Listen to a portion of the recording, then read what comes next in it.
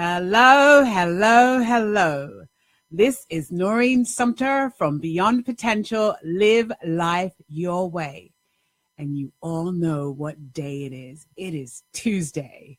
And Tuesday is, I say this every single week, is my favorite day of the week. Why? Because I get to play with you.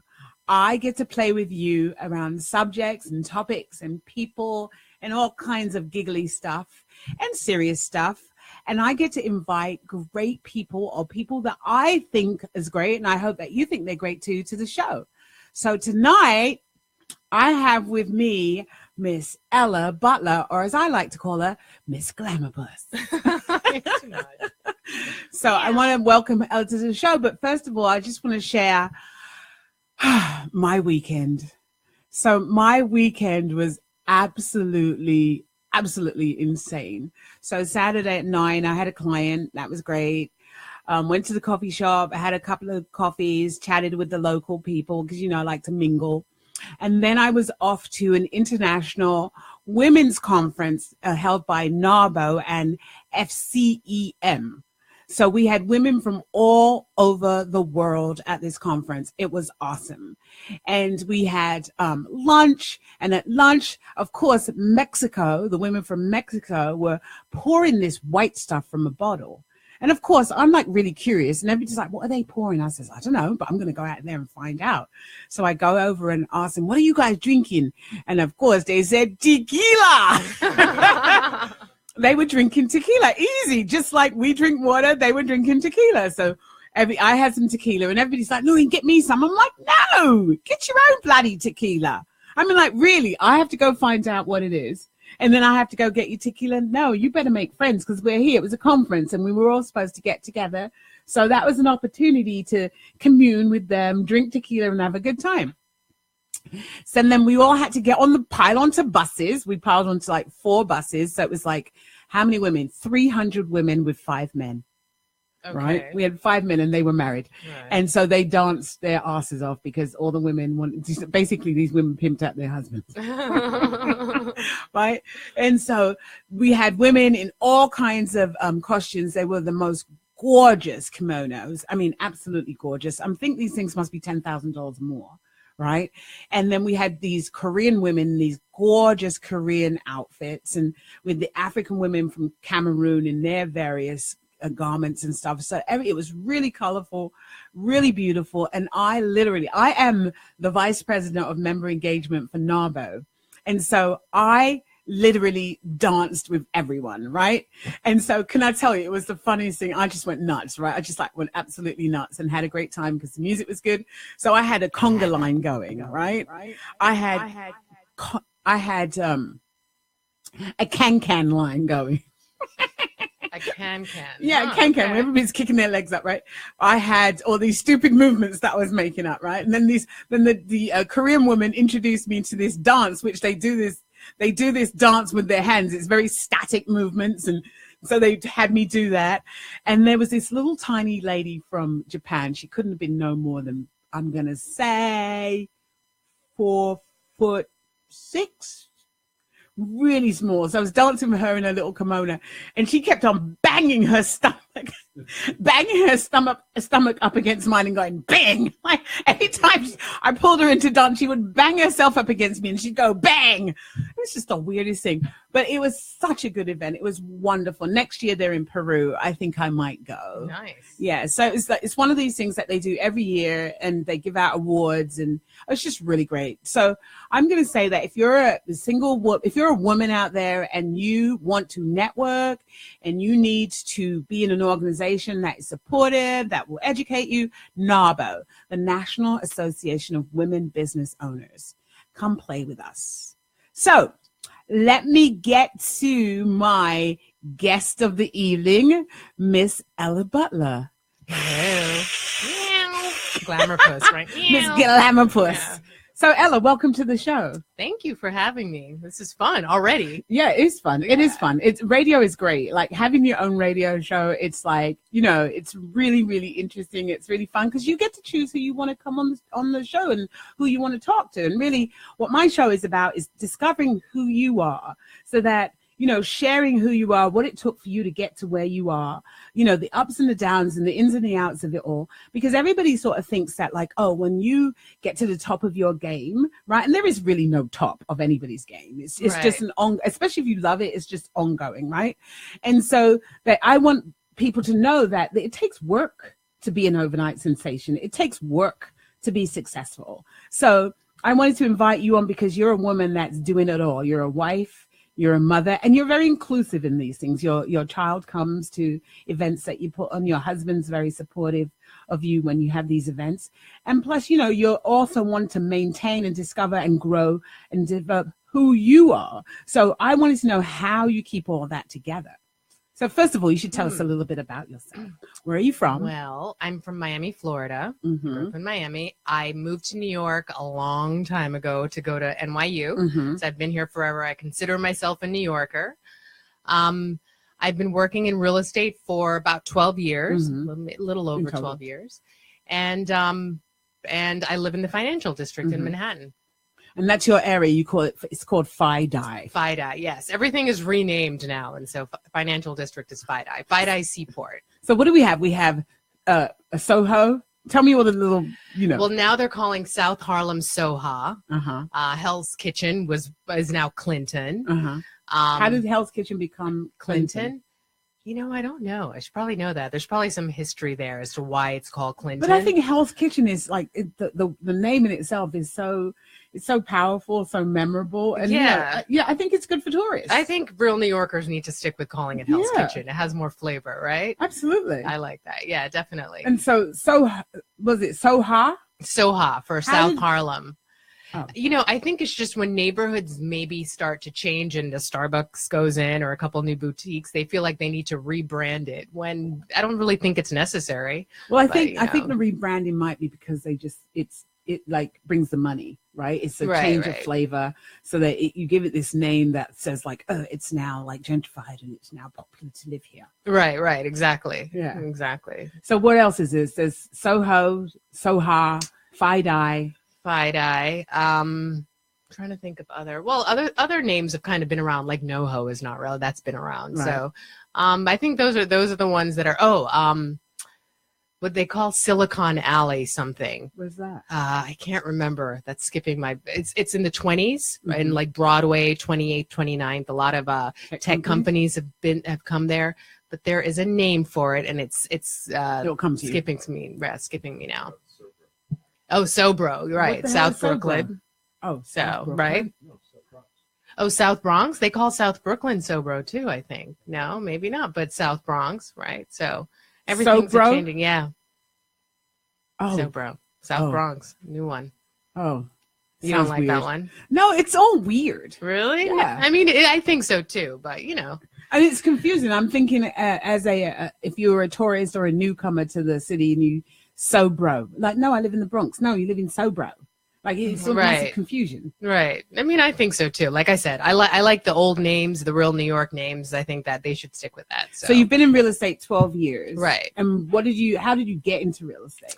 So like a lot of people, I came from another career. Some people come from even second careers. I was in the fashion industry and glamour puss. And I, somewhere in my 20s, I just wanted something different. I wanted to first of all, not be behind a desk anymore. I wanted to be out and about. I loved architecture. My father was an architect. I loved design. And, I wanted the sky to be the limit. And that's what I feel like real estate has no ceiling, being a real estate agent. And so I got into real estate. I was on a whim. I took my license and loved it. It was an immediate fit for me. I should have been doing it the whole time. So yeah, I loved real estate when I did it too. But, got to that point where I chose to let it go because I didn't want to do it anymore. Right. As much as I loved it, it just got to the point where I didn't want to do it anymore. And I always think it's great for people when you get to a point in your career where you don't want to do something anymore, you should release it. Absolutely. Because like for me, had I stayed, I would have suffered. Right. And my clients would have suffered. Yes, I probably would have made money, but I probably would look 100 years old and just be really miserable, like Scrooge sitting in my apartment with a ton of money. I'm like, gritty. Right. So I think it's good to sort of like be able to move on and let it go. Just feel the pain and just let it go. Yeah. I mean, I think that's true. I often talk about that with friends, that you have to be okay with redefining yourself, not letting yourself be defined by something and growing. A lot of times people they put themselves in a box and they feel like they have to stay there. Well, it is very difficult, when because I was defined by being a realtor. Yeah. Because, it was like people like, oh, she's like the mayor of the town. Oh, yeah, she found me her apartment. It felt good to have all those things. And I didn't realize that I was defined by it until it was time for me to leave. Right. Yeah. And so when I left, it was really difficult for me to catch a hold of that. So anyway, so you were in fashion. You went into real estate. Any other careers? No, just fashion and television production. Television production. Right. Tell me a little bit about that. See, Glamour Puss is so perfect. It was fun. I was a production manager for a daytime television show. Any particular show?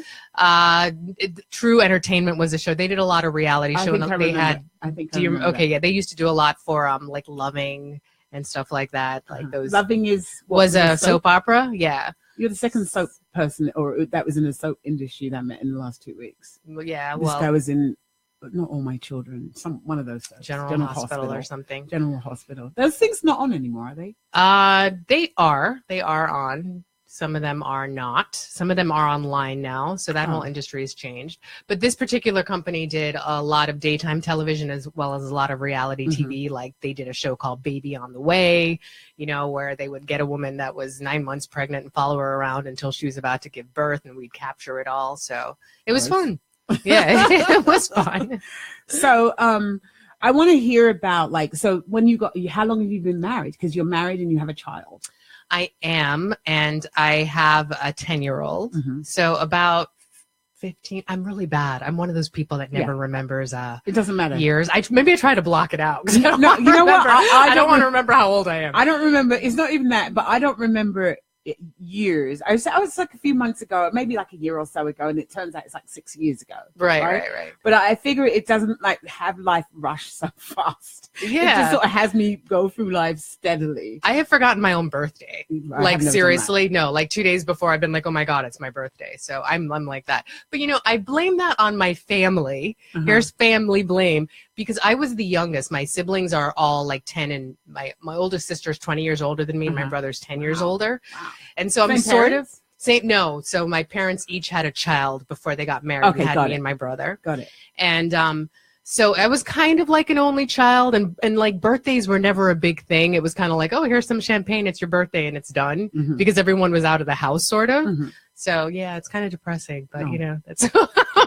Well, I'm a Capricorn, so the birthday presents were very sort of minimal after Christmas. Pocket dry.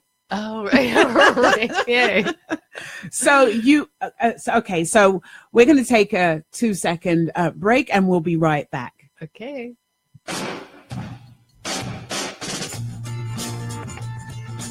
You're listening to the Talking Alternative Network.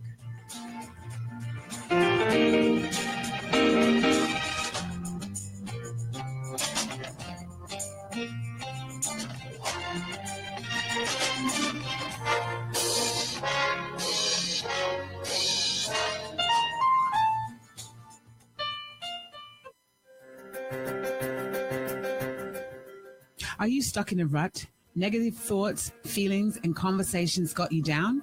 Hi, I'm Noreen Sumpter, the potentiator. Tune in every Tuesday, 9 to 10 Eastern Time, and listen for new ideas on my show, Beyond Potential, Live Life Your Way, on talkradio.nyc.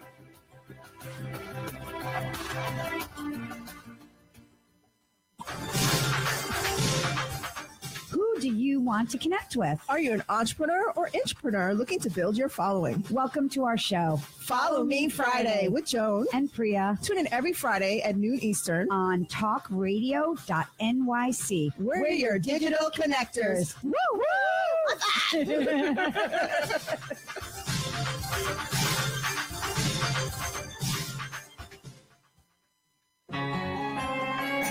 Talking Alternative Radio, 24 hours a day.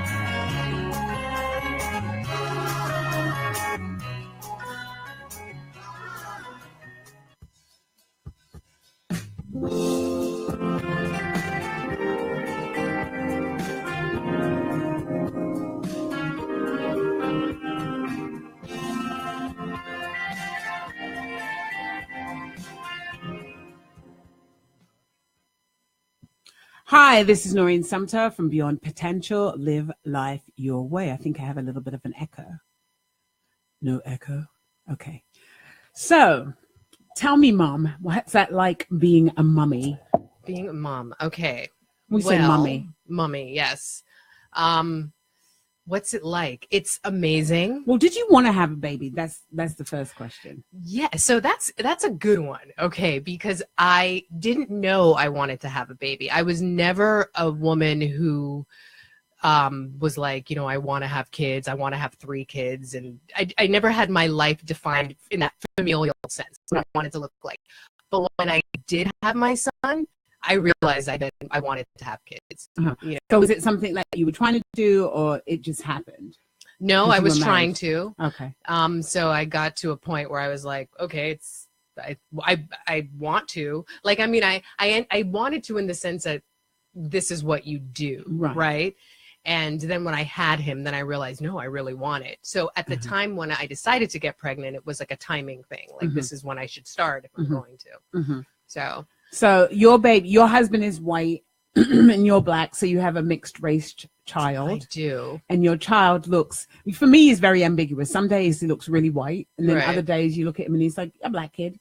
But, you know, it's really sort of like, you can't really sort of say he's this or he's that. Like, if I saw him in the street, I wouldn't know what he was. Right. You know. Yeah. I remember when I first came here, I was on the train and I saw this Spanish couple, and they were white looking to me. Right. And they had this black baby. And my thought was like, you know, where'd they get that baby from? You know, it's like, whose baby is that? You know, and it turns out it was actually their baby. So anybody, you know, like with the Spanish people, what I saw was that any race can actually crop up. Right. So when you had your baby and he came out looking lily white, what was that like for you?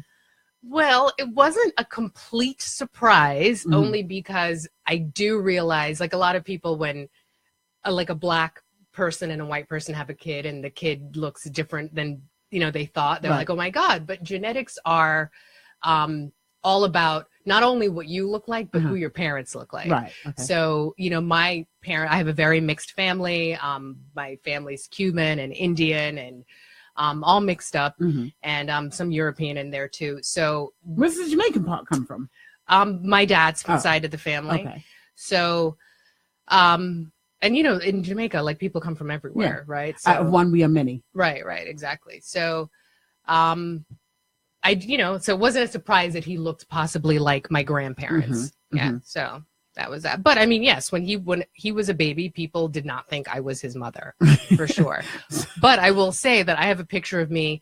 We have a picture when I was about a year old and my son was about a year old, and we look exactly alike. Okay. Cool. You know, but I have brown skin, obviously. So what's that like for you having a kid? You know, do people always question you? What is it like?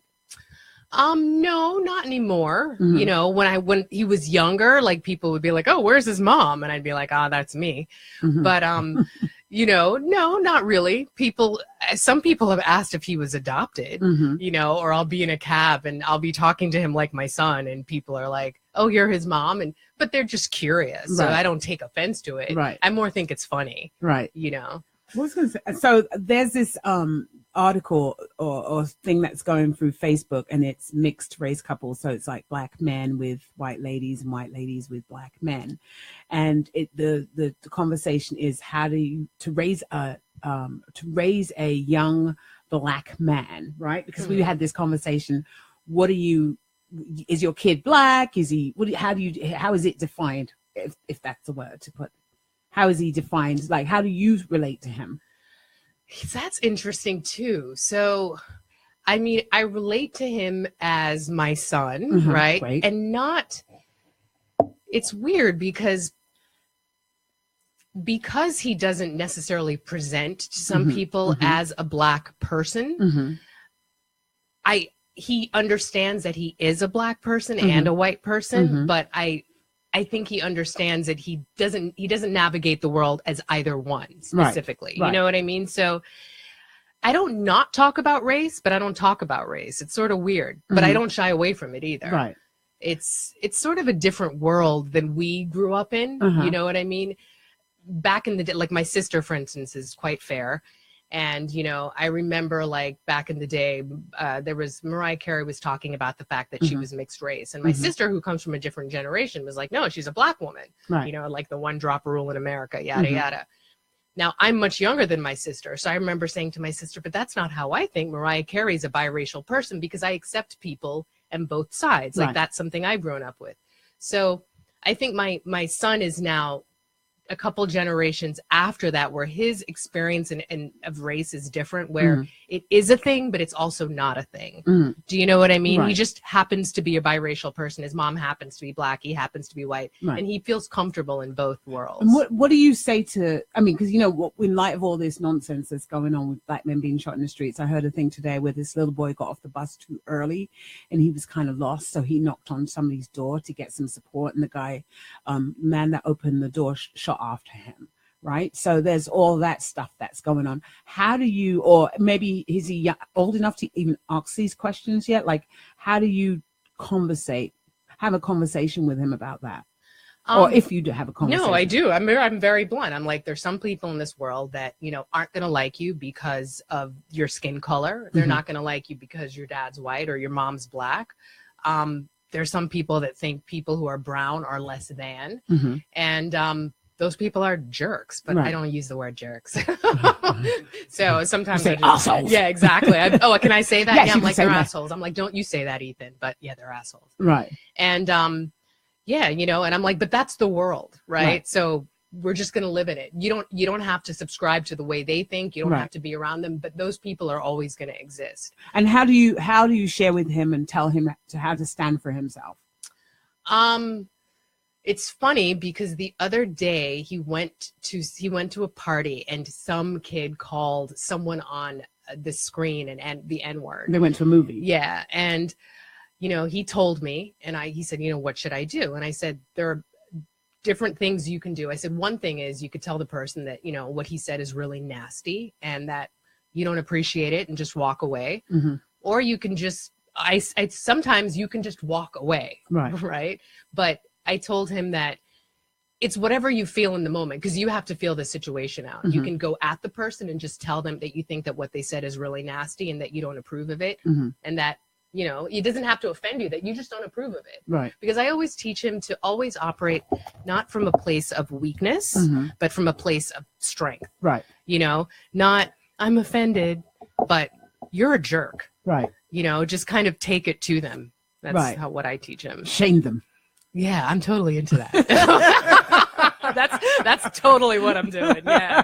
She has to shame them into reality. Yeah, exactly. Yeah, but there's a possibility that, like, I mean, does all his friends know? Because you on meeting, they're not going to know that his mother's black or his father's white. You know. Well, I mean, they know because they're over at our house, right? You know. Yeah, because I met your husband last week, and he was saying that he took Ethan to the Bronx to play basketball. And I was like, so far? Yeah. And he was like, well, he can play down here in Fidei, but he's going to be like really good at it and he's not going to get much competition.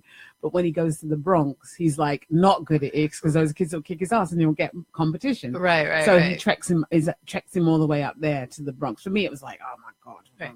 Well, I mean, I think that's important too when it comes to, like, you know, Ethan, like, understanding race and in his, comfortability with different people of different races is it all comes down to how you are with people of other races. Like, if his dad has to go to the Bronx, it's not like, oh my God, I've got to go to the Bronx. There's all these black people up there. He's just like, yeah, I'm going to the Bronx. Right. You know what I mean? He's totally comfortable. If his dad had to go to a bar and he was the only white guy in the bar, he'd be like, yeah, I'm the only white guy in the bar.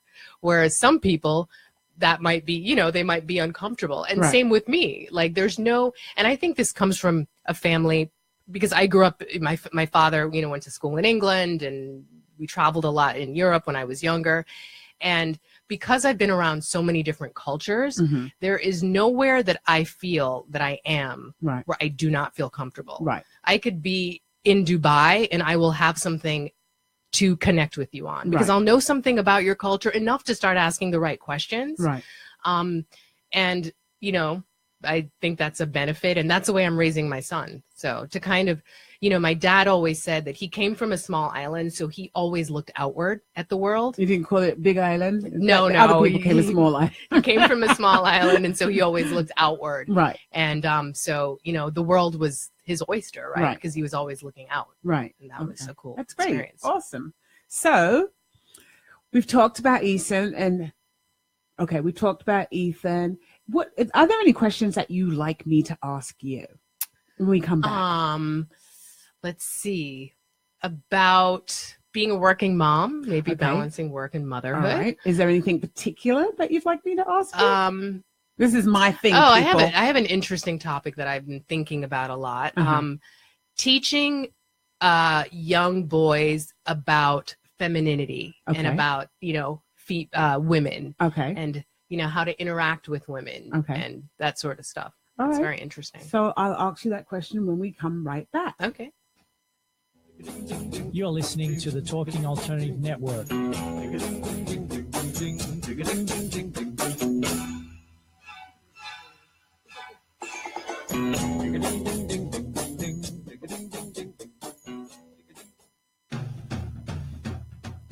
Are you into comics, movies, and pop culture at large? What about music and TV? Then you're in for a treat.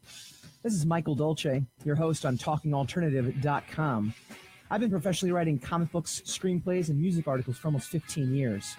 Catch my show, Secrets of the Sire, at its new primetime slot, Wednesdays, 8 p.m. Eastern Time, and get the inside scoop on the pop culture universe you love to talk about. For more info, go to secretsofthesire.com.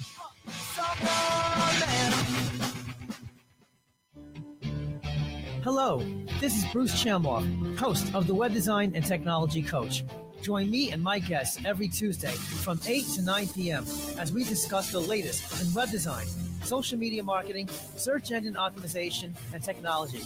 We also discuss popular topics, including WordPress, making money online, better Google rankings, and more. Every month, we also feature the best unsigned music from around the world, right here on talkradio.nyc.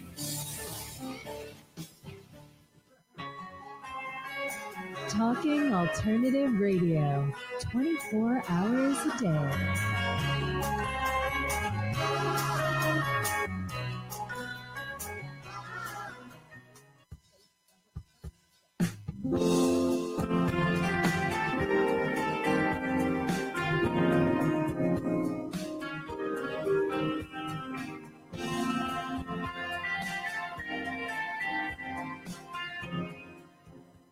Hi, this is Noreen Sumpter from Beyond Potential, Live Life Your Way. And this is a mashup with Ella Butler from Compass. And we're going to be talking about boys and femininity. And at the break, we were talking about, sexuality, women's sexuality. The more men a woman sleeps with, apparently the world has it that her value is decreased, right? And so we're looking at how do we teach boys about femininity. If a guy slept with, I have a friend that slept with about 900 women. I'm like, is he exhausted? Is his penis gone numb? But, nobody's going to really say, oh, wow, it's a bad thing for him. Right. So, but then we have that thing, like if you slept with 900 women, right, then he slept with all the women that person has slept with. Right. And then it just goes on and on and on. God. Yeah. So the question is, boys and femininity, what would that look like? Right. Well, I mean, so. And let me ask, do you think by the time your son gets to like, let's just say he's 18 and he's going to have sex at 18, right? I don't know, right? It will really matter? Like, it'll matter because I'm hoping sex will just be sex. Right. Well, I mean, no, I think you're absolutely right. It's going to look totally different because I think young girls are going to grow up to girls who are young now, by the time they're 18, they're going to be a lot more comfortable with their sexuality. They're not going to feel the need to hide it and to feel like they're going to be who they are. Right. You know what I mean? So they're going to feel comfortable with who they are. They're sexual beings and they're able to express it without being shamed for it. Right. And the conversation of being a young lady or a lady will be, hopefully, I'm thinking, nulled out. Right. You'll just be a human being that is expressing yourself, right? Own your voice, speak your truth, and live life your way. And if you're really into sex and you really love sex, then you should have sex. Right, You know, exactly. I want to have some sex right now with my crush down the street. Well, I'll tell you, it's really interesting. So I was raised by my dad. And so one thing I notice about women who are, raised by women of a certain generation is that they relate to their sexuality a little bit differently than me, because I did not have a mother figure who was kind of, saying, oh, if you wear skirts like that, that's a little slutty. You want to be a lady and cross your legs. You want to do this. I didn't have that. Right. So I sort of was able to kind of be myself. I didn't have these preconceived notions about what a woman should do. This means that you're loose and this means that you're not loose. So I grew up just kind of owning who I was and being who I was and being comfortable with it. And I remember, it's funny, in high school, I was a cheerleader, and we had to the cheerleaders had to give presents to the football players. It was wrestlers. I was presents. Yeah, it was some weird thing. It was wrestlers. So it was during the time when condoms. When condoms, they were giving condoms, because AIDS was rampant. And so I gave a box of cookies, and in my school there was a couple of teenage pregnancies. So I gave a box of cookies with condoms in it. It was supposed to be funny to say, hey, you guys need to practice safe sex, because one of the football players had gotten someone pregnant or something. And the entire school went berserk. They were like, oh my God, Ella's a hoe. She's so loose. She's talking about condoms. And I was like, what? It's just condoms. You people have sex, right? I was so okay with it. And that was when I knew I was totally different than all the other girls. Right. Because I didn't have these preconceived notions of this means you're a slut and this means this. I was like, no, this is sexuality. We're all sexual and I'm okay with it. Right. It's funny because when I was 16, that's when I had sex because it was legal. And then I thought, my father can't throw me out of the house, because that was one of the things that he said. If you come in the house pregnant, get it out. Right? That was one of his things. And I was like, my room is really nice and I'm not losing my room, so I have to wait. But there were girls in school that were having sex and had no idea what they were pretty much being abused by these older guys who they were in love with and having sex with, and they had no concept. So I think that a lot of people are doing it. I also had a conversation with a gentleman that I know. His first time having sex was in the back of a car after the prom, right? So prom is kind of like what's the word? A rite of passage. A rite of passage, and that's when people have sex. So they have no idea what they're doing. They're just doing it, but have no real idea. And so he knocked up his girlfriend, and there it was. He had to marry her. Right. My sister, that happened to my sister too. My sister had to marry the first man that she ever had sex with. Right. Shotgun. Yeah. I was like, I'm not doing that. Well, yeah. So the femininity part, boys and femininity. How do we talk about that? What is there to talk about? Yeah, I mean, it's just about boys feeling comfortable. I want to teach my son to feel comfortable around women, to understand that, being a woman is not one thing or another. Right. Women don't have to act a certain way or speak a certain way, or, that being a woman runs the gamut. It's a myriad of things. Yeah, it's a myriad of because things. you've got all kinds of women. Like you've got the Rosie the Riveters, even though Rosie the Riveter is not around anymore, but that type of woman who's mechanical and engineering and all these different kinds of things, or the woman that wants to dress up and look pretty, but yet still she still knows how to get under a car and fix a computer and do all these various things, or pick up, empty, be on a truck driving and emptying the garbage, or we can do everything. Right. Yeah. And so that's what I feel like, I have a great relationship with my son, and he sees me in all my facets. Right. You know what I mean? He sees everything, and I want him to, because I always say when you have a child, as a parent, my job and my hope is to deliver him into adulthood as whole as he can possibly whole and be. complete. It's so funny because, when I think about that, my ex-husband was raised by his mother alone. And I remember when I first lived with him, and I had a period, and I was like, I got a period, it really hurts. He goes, well, why don't you take one of those pills? And I'm like, what pill? It's a tampon. Oh God, really? Right. He thought a tampon, that big tampon, was a pill. The OBs. Right. Yeah. He thought it was a pill because he had no real interaction with women, and I thought I was just gonna die laughing. It was the funniest thing. The other day, my son said, "Mom, do you have your period?" Because I had tampons in the bathroom, and I'm like, "Yeah, I do." And can I tell you that I felt really great about that? Because I'm like, yeah, I want him to know that women have their periods and it's totally normal. Right. And, back in the day, people would be like, what are you doing? And I'm like, no, this is great. This is great because when he has his wife, it's not going to be some taboo. And it doesn't even have to be his wife. It could be a 9-year-old or a girlfriend. Right. Exactly. Yeah. Exactly. Yeah. So what's your biggest challenge as a modern day mother?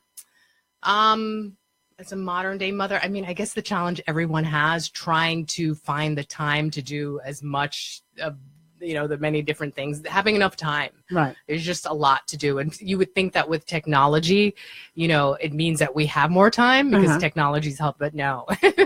Would you say you're a planner? Are you a planner, or are you just like one of these, come, let's go? I am someone who's always trying to be a planner. I am not a planner, but I'm always trying to be a planner. So I'm always like enacting different systems. Back in the day, I was a person that would have like a million filofaxes because I was always trying to like organize myself. So I'm always trying to. Can you explain what a filofax is? You don't remember what a filofax is? I do, but some of our younger people might not. A filofax is a planner. It was a day planner. And instead of putting things in your phone, guys, you would write it in pen in a book. That's right. I still write in pen in a book, and then I get my assistant to put everything on calendar. You do. That's true. Yeah, I do because I need to be able to write it in so that it's tactile for me. Right. And then it goes into the computer, and then it's set up so that the computer bings me 15 minutes before the event is due. Right. Yeah. But I have to be able to see it. If I see it, then I can remember it as time goes on. Yeah. But other than that, so what other questions would you like to ask me? I think we kind of, the femininity one is a good one because we were stumped. We were stumped. Right? Yeah. And I mean, that one I'd like to come on and talk about that more because I think that's interesting. But what else can you ask me? You can ask me about real estate and what areas in Manhattan I think are, happening. So I've been talking about FIDI a lot. So what areas of real estate? FIDI is one of the areas. FIDI is an amazing area. And I know you came to my talk a couple of weeks ago. And I want you to tell me about Remix. And yes, about Remix. So when it comes to investment potential, I think FIDI is the area of Manhattan that people should not sleep on. I always say it is the most livable area of Manhattan. She loves this area. It's just so amazing because every single train meets at the tip of Manhattan. Right. So you can be Fulton Street, right? Fulton, yeah. So you can be anywhere in FIDI and you can get to the train line that you need within 3 blocks, literally every one of them. Then you have the PATH train that's down there. You have both highways, and then you have the waterways, which people are using more and more. Yes. And it has a really great product, a mix of housing. And there's just so much redevelopment going on there. They are building a new 90,000 square foot performing arts center called the Perelman Center. So we are going to be basically twinning with Lincoln Center. We're going to be a cultural hub of Manhattan. And it's just a really great area to live. They're redeveloping the seaport. ESPN is putting a studio in. And as Manhattan gets more expensive and people start pushing out deeper and deeper into Brooklyn, you're finding that FiDi is becoming the center point of Manhattan. So it's becoming the place where people are moving to. Absolutely. I mean, it's already... what's the overall cost of like a 1-bedroom down there? What can I get a 1-bedroom for?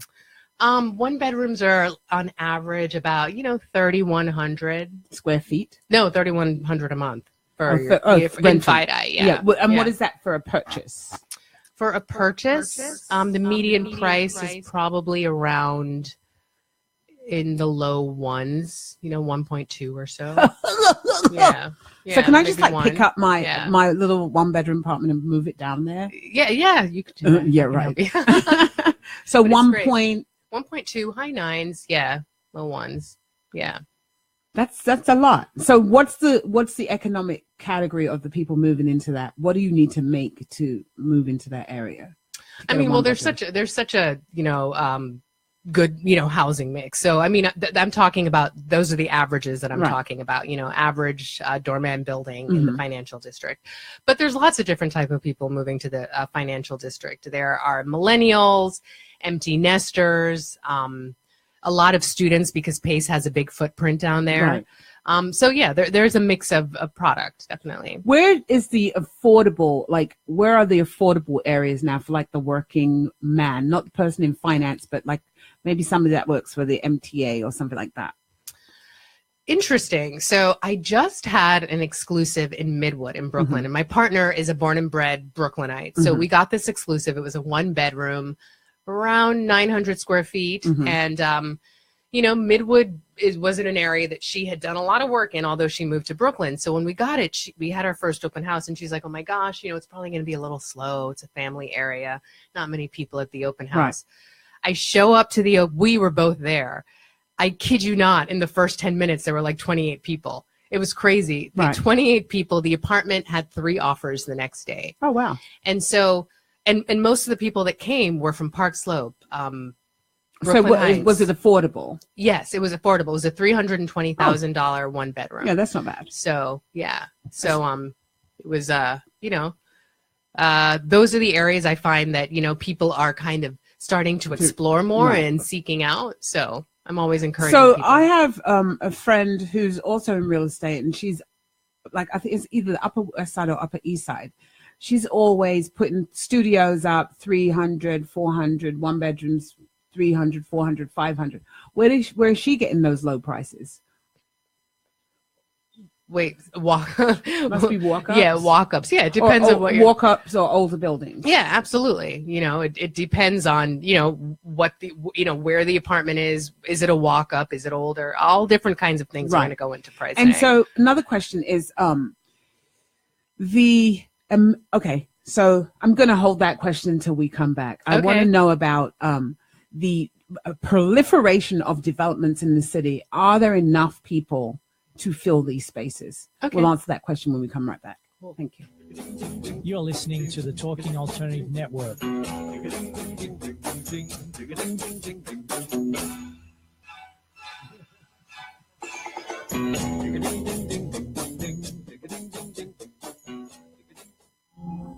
Are you a conscious co-creator? Are you on a quest to raise your vibration and your consciousness? I'm Sam Leibowitz, your conscious consultant, and on my show, The Conscious Consultant Hour, Awakening Humanity, we will touch upon all these topics and more. Listen live at our new time on Thursdays at 12 noon Eastern Time.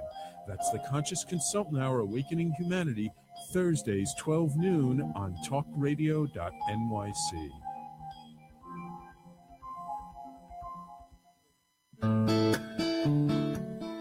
Are you feeling unhappy with your body, shape, or size? Ever feel out of control with food? I'm Elizabeth from Nourish the Soul, and on the show, you will uncover the root to these imbalances and discover a permanent solution to having a healthy relationship to food and your body. Join us every Thursday morning at 11 a.m. Eastern Time on talkradio.nyc. talkingalternative.com.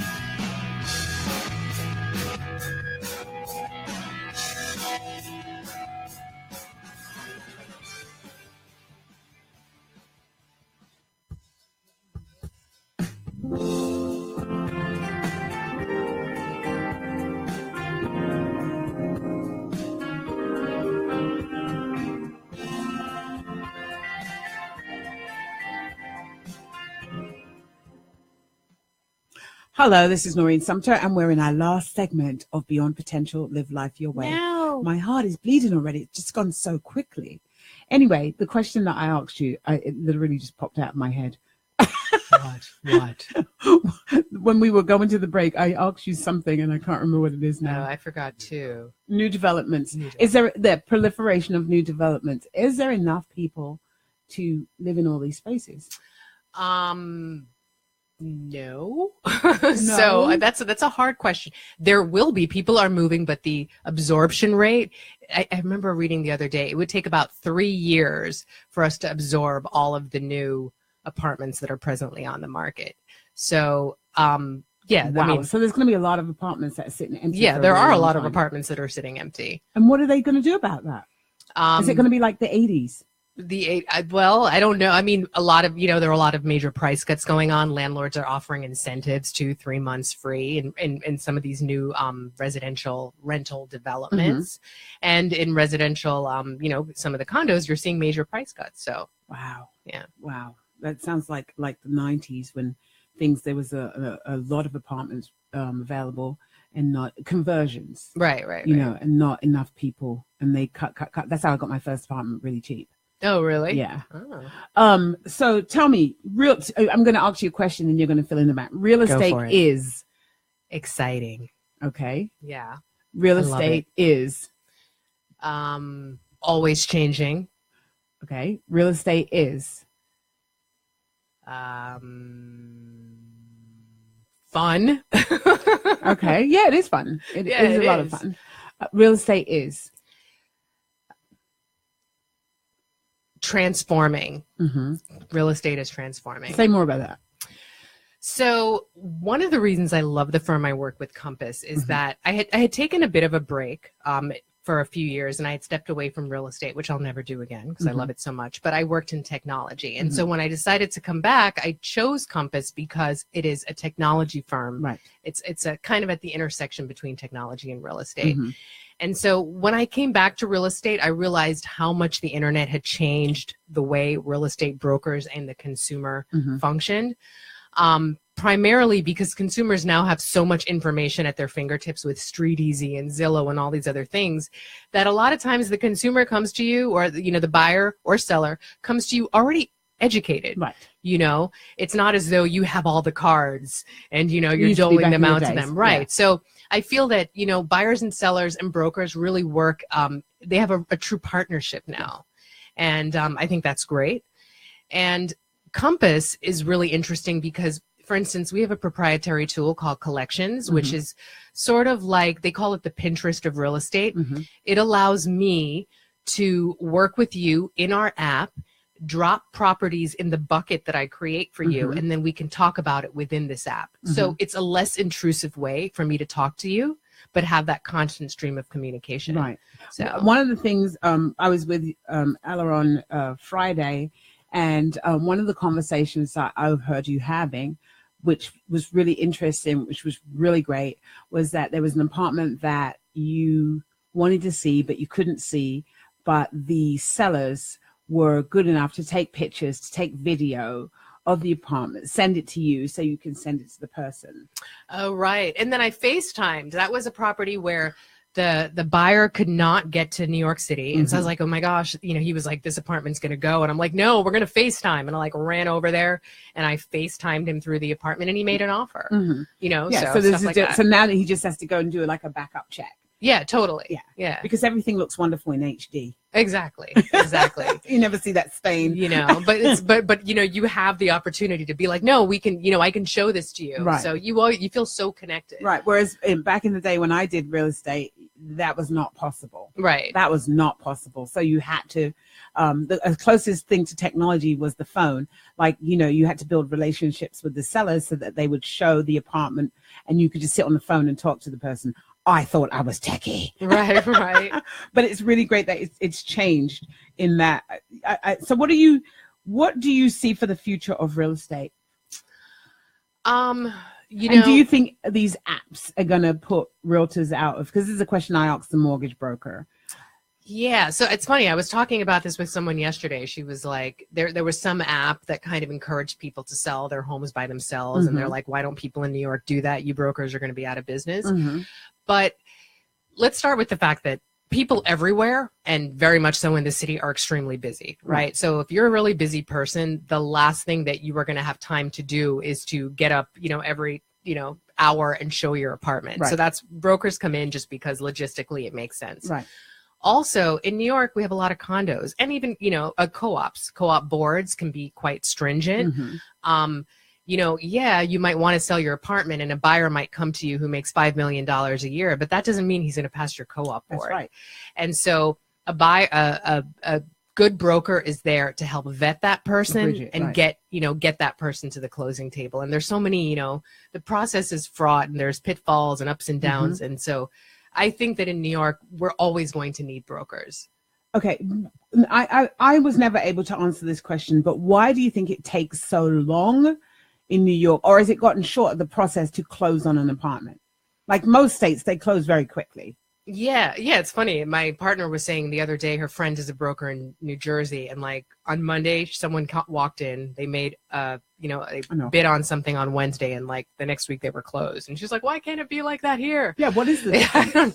Well, I mean, number one, we have a co-op board. Something like a co-op board can take forever. It's not just, bid, inspection, close, right? You're putting all the financials together. You're making sure that, you're getting all the backup paperwork. Mm-hmm. You're waiting for the board to review it. Then you're waiting for the board interview, and you're prepping your buyer for the board interview. So there's just a lot more steps. And here's a question. To be a good broker, Mm-hmm. what are the qualities and what kind of a character? I mean, I know there are a lot of characters, but what are the qualities of a good broker? The qualities are, you always hear you have to be a good listener. You have to hear. That goes without saying. Empathy. Right. For me, empathy is a really big one because, during the process of buying or selling a home, people are still living their lives. Right. Things are happening. Maybe you're getting a divorce, your kid's applying for middle school. That's stressful. And so you have to be there with the person and deal with their emotional ups and downs and be patient and be okay with it and kind of, ride the wave with them and get them to the other side. So I see my job as mostly, an advocate for that person, working to market their apartment or to find the right apartment for them, but also to kind of alleviate the stress of the process and to usher them through, to kind of mother them through. Mm-hmm. I'm part mother, part psychiatrist, a lot of salesperson, and a lot of marketing. So.